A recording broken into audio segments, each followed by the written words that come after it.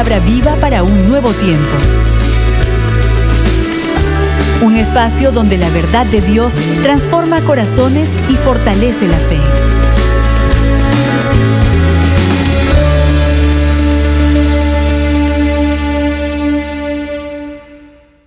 Todos en algún momento de nuestra vida hemos pasado por momentos realmente difíciles, realmente angustiantes, pruebas bien complejas. Los que han pasado o están pasando por dificultades saben que hay dificultades que se pueden sobrellevar, pero hay momentos en nuestra vida donde realmente pasamos momentos bien difíciles, noches que parecieran ser eternas. Usted se acuesta a dormir y ese problema que usted tiene no lo deja conciliar el sueño, que quizás lo levanta en la madrugada, o usted se acuesta y se pone a pensar en lo que está viviendo y no puede conciliar el sueño.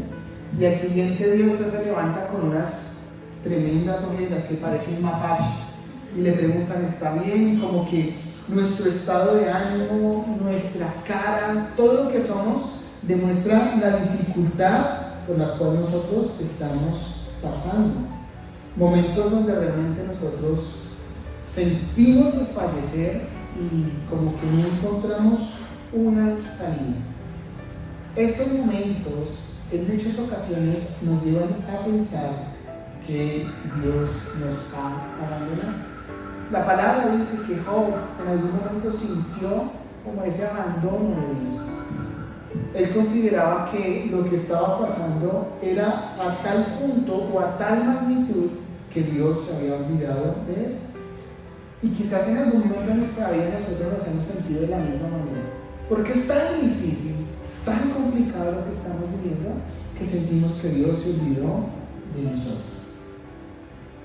En ocasiones incluso sentimos que Dios es un Dios por allá muy lejano, que el Dios que nos predican servicio a servicio, reunión a reunión, se hace vida y realidad en otros y no en mi necesidad, en lo que yo estoy viviendo o en lo cual estoy pasando. A diario escucho de muchos de los hermanos de la iglesia momentos difíciles en su vida. Sabe, uno como pastor se carga mucho, porque hay muchas personas que dicen, pastor, estoy viviendo esto. Y saben, siempre que puedo orar al Señor, oro por las situaciones que están pasando esas personas. Y yo en muchas ocasiones trato de ponerme en los zapatos de esa persona y orar desde la necesidad de lo que está pasando esa persona. Y hay pruebas que realmente son difíciles y son complicadas. Y lo único que yo puedo decir al Señor es, Señor, por favor, ten misericordia de lo que esa persona está pasando. Nosotros no entendemos lo difícil de una prueba hasta que tenemos que vivirla. Y quizás tú en esta mañana estés atravesando por una prueba. La historia que nos narra segundo libro de Reyes, capítulo 18 y 19, me habla de un rey, se llama el rey Ezequías. Un rey que, según dice la palabra, era un rey muy bueno. Vayamos por favor al capítulo 18, el capítulo anterior, y vamos a leer desde el versículo 3 hasta el versículo 5. Dice el capítulo como título Reinado de Ezequías. Y el versículo 3 dice lo siguiente: ¿quién hizo lo recto? Según la Biblia, Ezequías. Dice, hizo lo recto ante los ojos de Jehová, conforme a todas las cosas que había hecho David su padre. Ezequías no es hijo del rey David, pero es descendiente del rey David. Por eso la palabra dice cómo lo había hecho David su padre, para hablar de el rey conforme al corazón de Dios. Es decir, estamos hablando del reino de Judá, o lo que se conoce como el reino del sur. Versículo 4. Él quitó los lugares altos y quebró las imágenes y cortó los símbolos de acera, e hizo pedazos la serpiente de bronce que había hecho Moisés, porque hasta entonces le quemaban incienso los hijos de Israel, y la llamó Nehushtan. En Jehová Dios de Israel puso su esperanza, ni después ni antes de él hubo otro como él entre los reyes de Judá. Cuando nosotros leemos esto decimos, ¿qué rey? Para que la Biblia diga que no hubo otro como él antes ni después de él, y que él puso sus ojos, su confianza en el Señor, ¿me habla de un buen rey o de un mal rey? Lo primero que yo encuentro es que Ezequías era un rey que amaba a Dios. Un poquito de historia. Está Saúl como primer rey, después viene David, después viene Salomón, pero después de la muerte de Salomón el reino se divide en lo que se conoce como el reino del norte y el reino del sur. En el norte está Israel con su capital Samaria y abajo está Judá con su capital en Jerusalén. ¿Dónde estaba el templo? En el sur, en Jerusalén. El linaje de David, después con su hijo Roboam, o sea, David, Salomón, Roboam, y ahí empieza la descendencia del linaje de David en Judá, donde siempre hubo un descendiente de la casa de David, se llamaba Judá. Al norte no pasaba esto. En el norte se pelearon el reino. Hay veces había descendencia, pero hay veces se eliminaba la descendencia y entraba otro rey a juzgar y a gobernar Israel. Jeroboam, el primer rey que rompe ese linaje, es puesto como rey en Israel. Ahora, si nosotros hacemos un panorama de la Biblia, los peores reyes estuvieron en Israel. Y me refiero a peores porque se olvidaron del Señor. En Judá un poco más tardó, sin embargo ambos reinos se dejaron influenciar, corromper, por la idolatría, por la injusticia y el olvido del Señor. Ahora, la Biblia dice que el rey hizo lo recto delante del Señor. Hacer lo recto delante de Dios implica integridad en el caminar.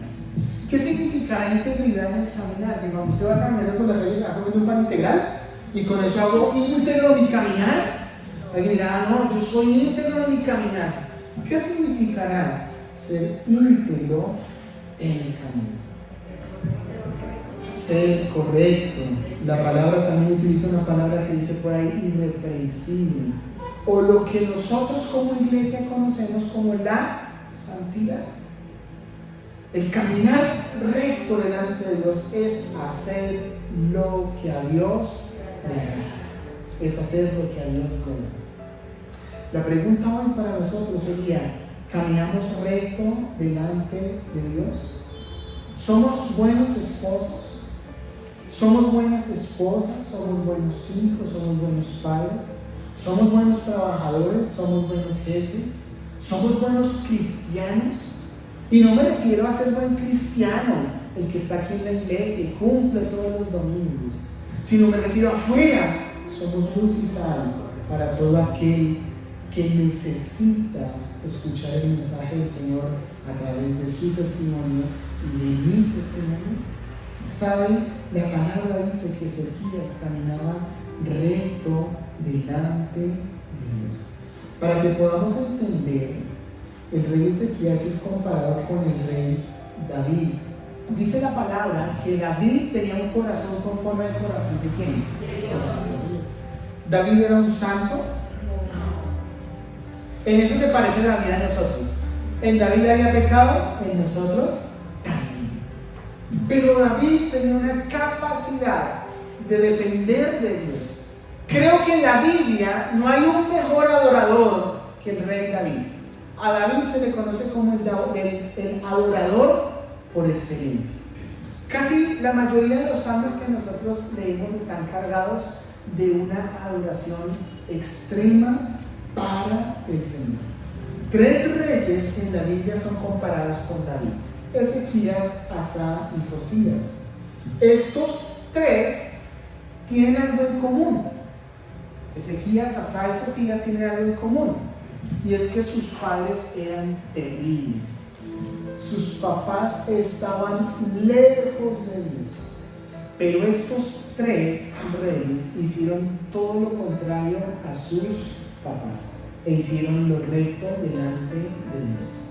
Esto es muy lindo, porque hoy tú sabes que después de que conociste al Señor, el Señor cambió tu genealogía, tu linaje, y a partir de ti, de tu vida, todas las cosas fueron hechas nuevas.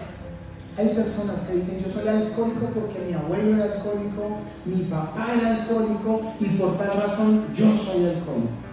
Yo soy mujeriego porque mi abuelo tuvo 3 hogares, mi papá 5 hogares y yo voy por el récord 7, porque el 7 es el número de la perfección y de la plenitud. Nosotros no podemos escudarnos en los errores del pasado en nuestra generación para decir: por eso yo soy así, porque el Señor dijo: todas las cosas viejas pasaron, eso quedó atrás. He aquí, todas son hechas nuevas. Apenas sube Ezequías como rey, dice que más o menos sube a los 25 años, acabó con toda raíz de idolatría. Para que usted me entienda, es como si el presidente de Colombia llegara el 20 de julio y tumbara todo lo que hay de aquí para arriba, desde la 7ª para arriba, tumbara todo lo que tiene que ver con idolatría y con otras cosas. Para que usted me entienda, eso es lo que significa lo que el rey Ezequías estaba haciendo. Se estaba metiendo con lo que el mismo pueblo de Dios ya había edificado a otros dioses paganos. ¿Qué es lo primero que hubiera podido pasar en Facebook si lo hubieran podido ver, mejor dicho? ¿Cómo les parece el rey Ezequías tumbando las imágenes de acera? Esto es increíble. Ya no hay libertad de culto, numeral libertad de culto y respetado. Él estaba tumbando todo lo que le estaba robando en primer lugar a Dios. Y eso es idolatría. Ahora, la idolatría ya no se mide solamente por imágenes, por dioses hechos a mano. Se mide por todo aquello que le roba el primer lugar a Dios en tu corazón. Y el pueblo cristiano hoy tiene idolatría, sino que nosotros creemos que estamos exentos de eso porque nosotros no adoramos una imagen, pero nos enfocamos tanto en el trabajo, tanto en la empresa, tanto en nuestros hijos, tanto en nuestra pareja, tanto en otras cosas, e inclusive tanto en el ministerio, que olvidamos que Dios es lo primero. Dice que después de que hizo esto, el texto nos dice que su confianza estaba puesta en el Señor. Hasta aquí todos podemos pensar color de rosa para el rey Ezequías. Qué nota, qué bendición, como ese rey no había otro. Quitó toda raíz de idolatría, hizo todo lo bueno delante del Señor, caminó en rectitud y dice la palabra que el Señor estaba con él.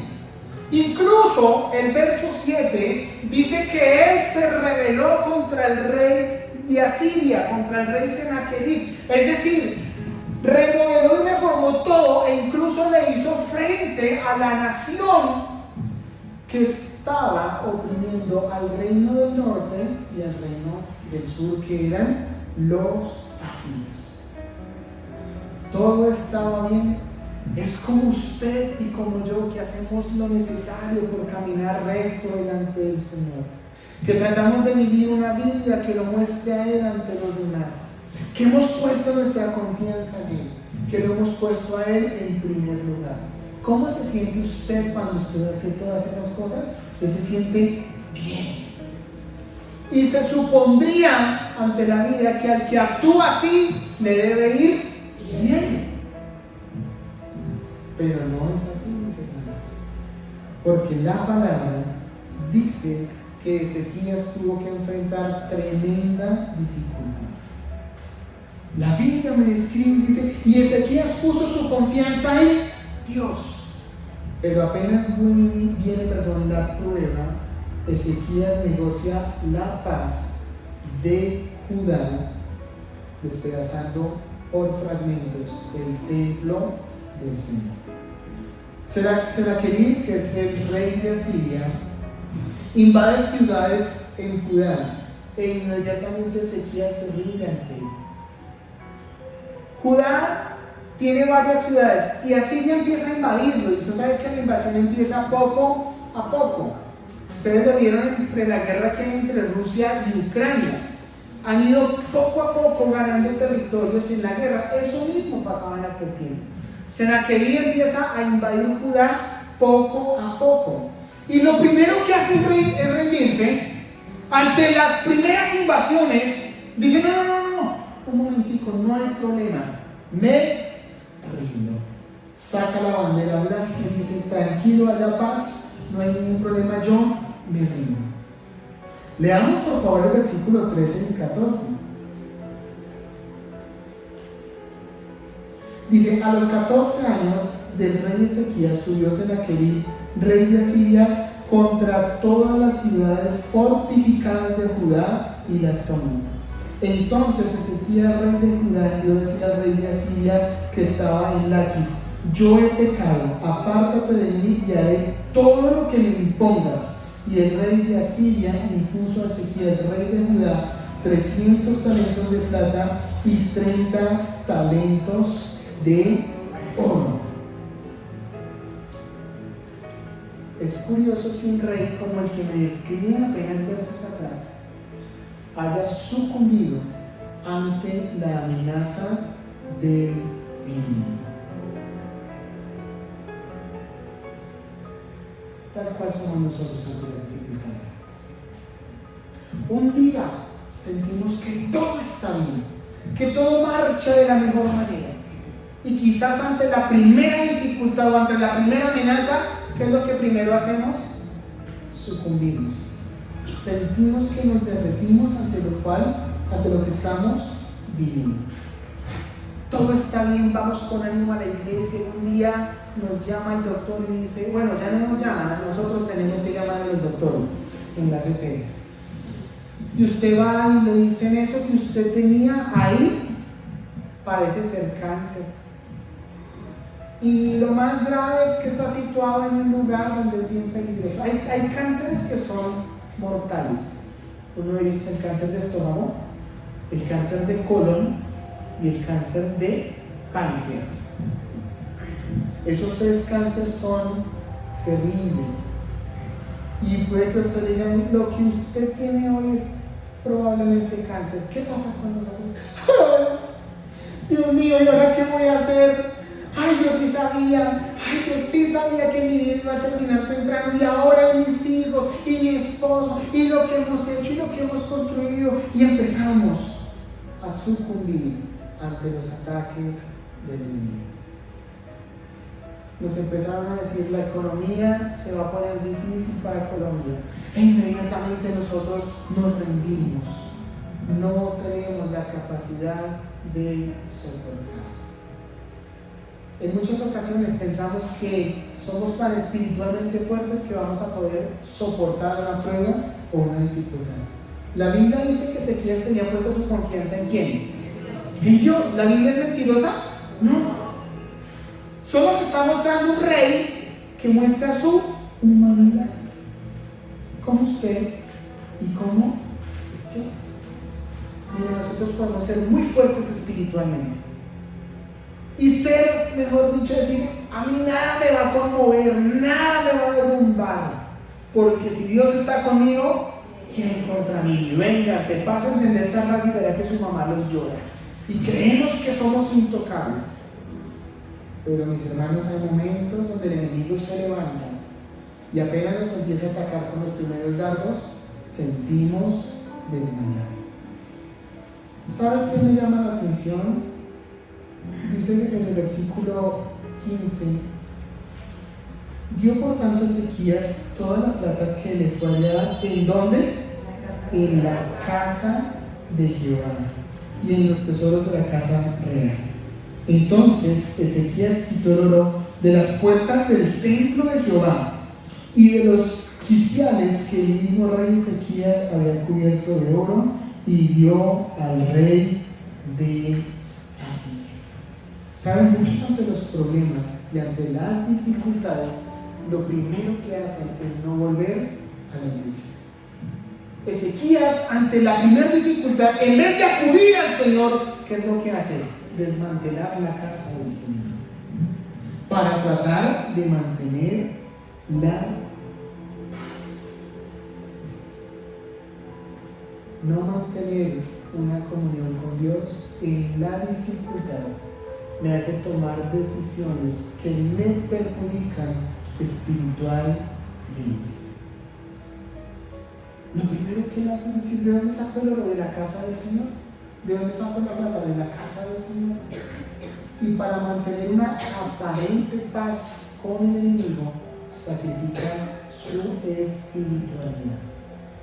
Mira, tú puedes pasar por una prueba, por una dificultad. Nunca dejes de buscar al Señor. Nunca desmanteles el templo del Espíritu Santo que eres tú mismo para tratar de negociar la paz con el enemigo. Yo he escuchado personas que dicen: antes de ser cristiano no me pasaba nada, después de que me volví cristiano, problema tras problema, tras problema, tras problema. Y como dijo Ricardo Arjona, el problema no es problema. El problema es que desde que fui a la iglesia me empezó a pasar esto. Solución: no vuelvo a la iglesia.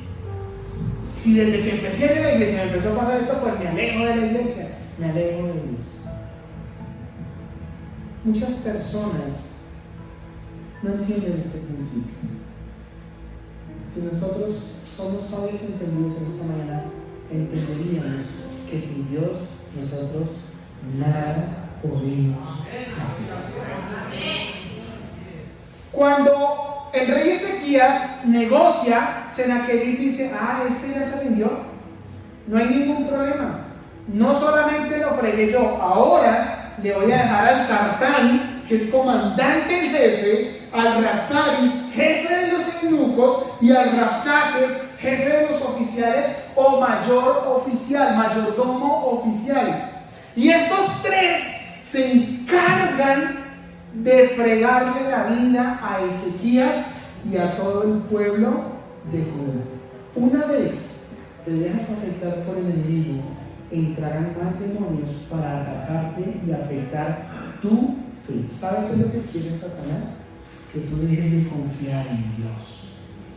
La Biblia dice: Ezequías puso su confianza en Dios y estaba pasando un momento tan difícil que se dio.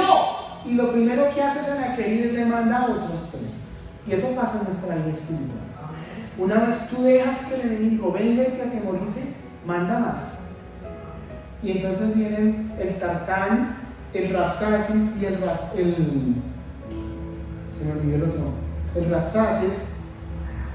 a intimidarte todo el tiempo.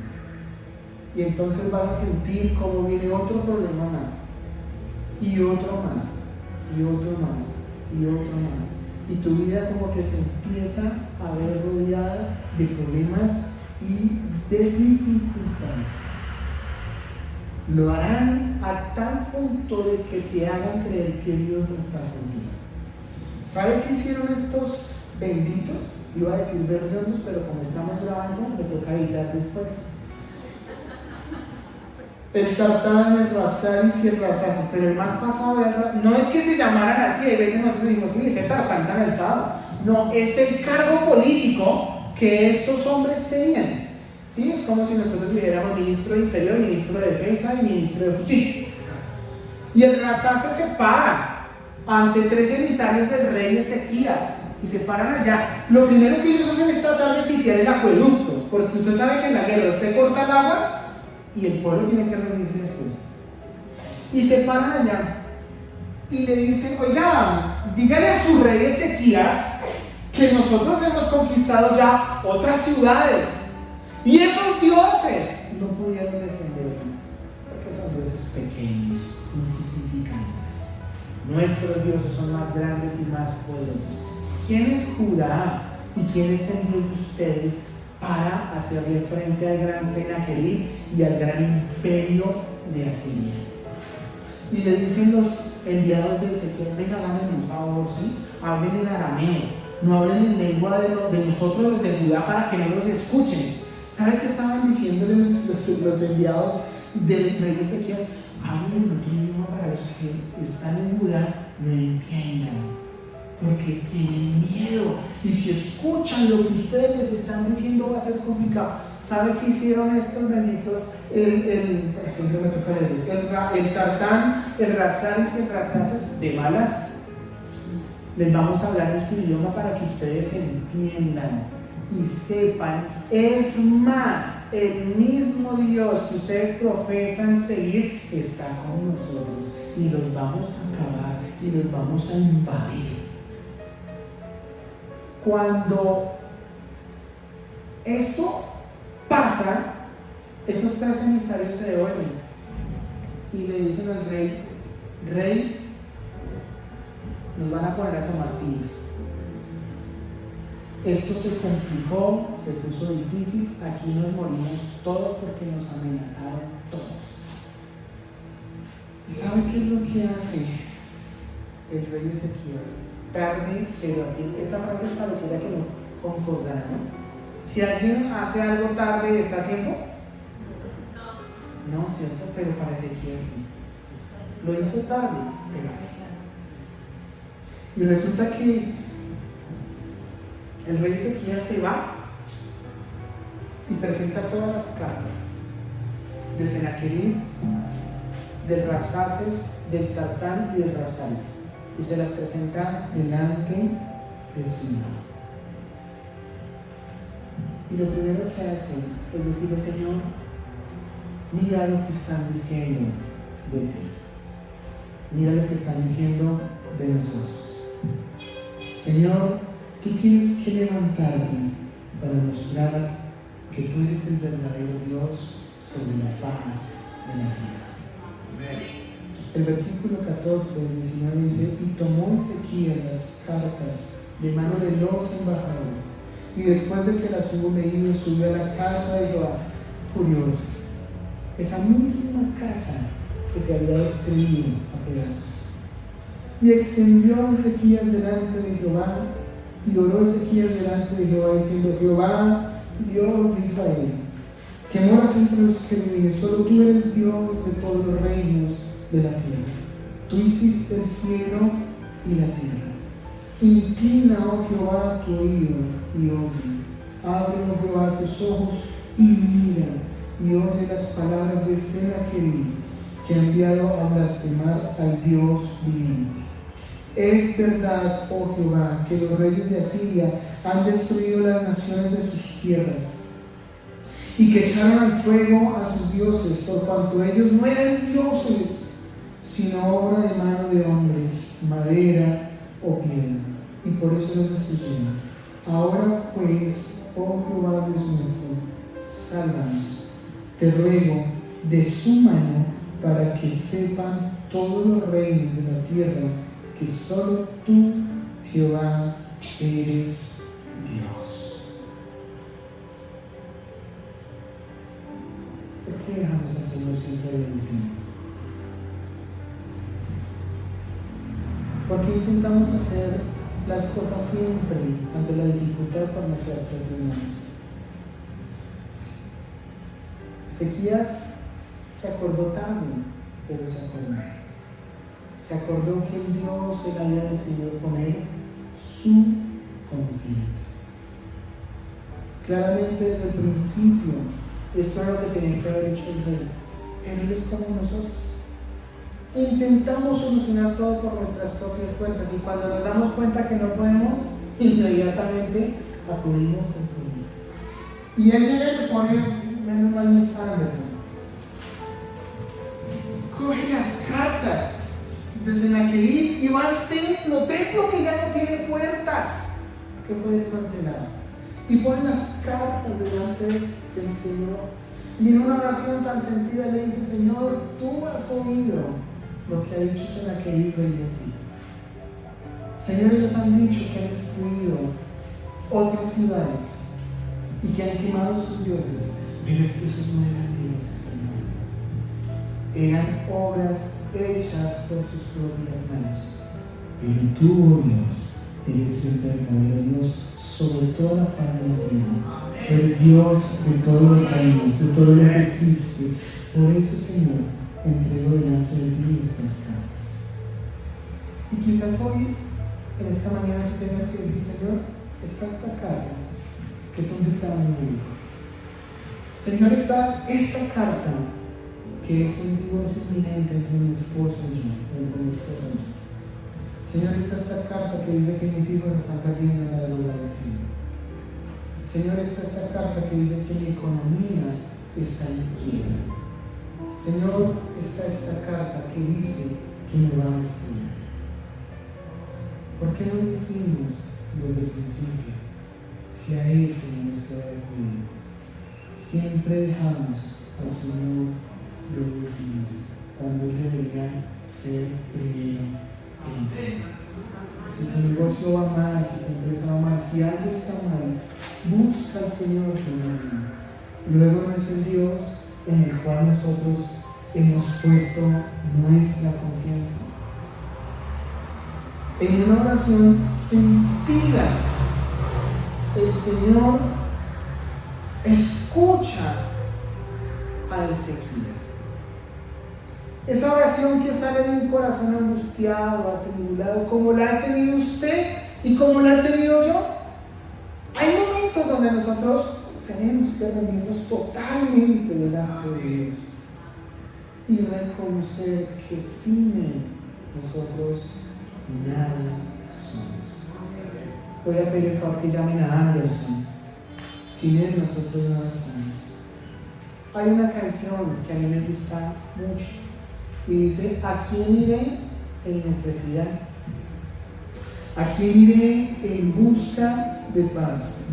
¿Y quién será el único que podrá mi vida saciar de verdad? ¿Saben? La respuesta de Dios a la oración de Ezequías fue contundente. Capítulo 19, versículos 32 al 35. Por tanto, así dice Jehová acerca del rey y así. ¿Qué le dijo el Señor al rey?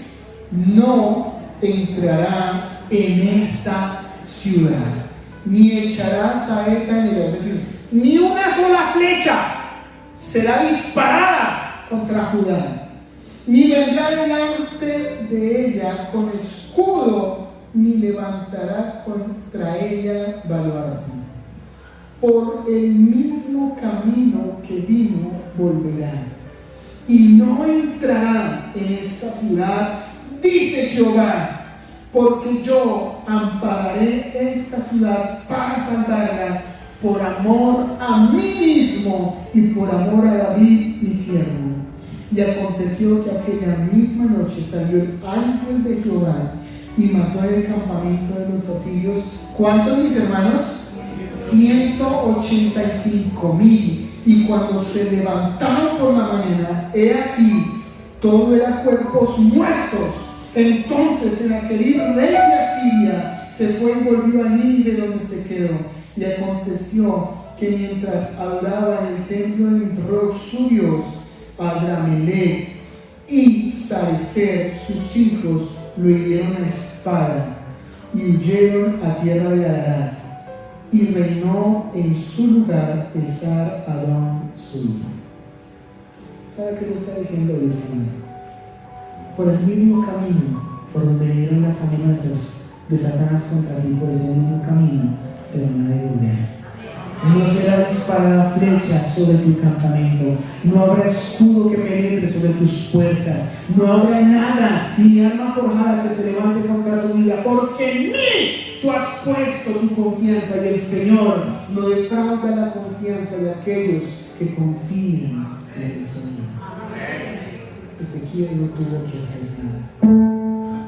La palabra dice que el Señor envió un espíritu que acabó con 185,000 hombres. ¿Sabe cuánto es eso?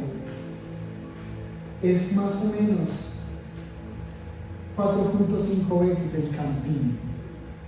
185,000 hombres que se levantaron contra no Ezequías, sino contra el Dios de los cielos. ¿Sabe? Cuando el enemigo se levanta, no se levanta contra usted.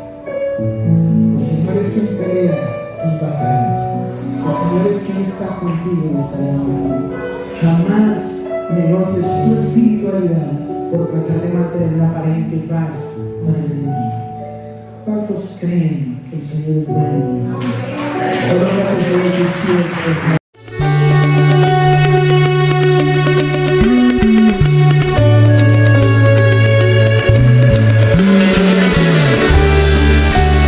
El remanente. Una palabra viva para un nuevo tiempo. Un espacio donde la verdad de Dios transforma corazones y fortalece la fe.